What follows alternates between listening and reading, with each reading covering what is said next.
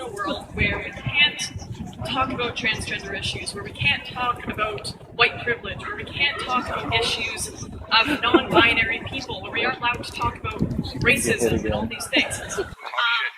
That's fine. What I also heard was that Professor Peterson shouldn't be speaking at this university because he holds different opinions. Now, I was just going around in this crowd and talking to people, and I spoke to a multitude of people, including people that came here to support this event, that said they were afraid to talk about their criticisms of the event, that they were afraid to speak up, that they were afraid to disagree with this event. Now, I think that a version of reality that was portrayed here initially is completely counter to what the reality actually is.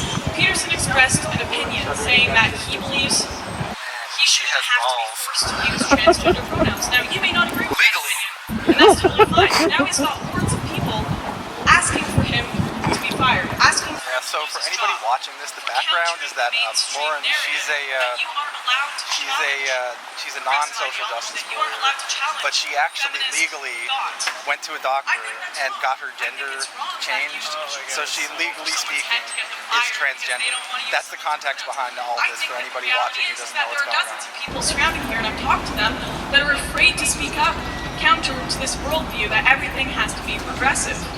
And I think that is very wrong, and that a campus should be a place for a professor to be free to say he disagrees with transgender thought. That it should be a place for students to say they are free to disagree with progressive thought. The reality being portrayed here is completely counter to what is actually happening, and Peterson should absolutely have the right to disagree with you. But I have to have a script. Not in front of all these people. No way. Dan, I've done worse things, out there that but everyone not quite as Thank you. prominent. Thank you. We appreciate it.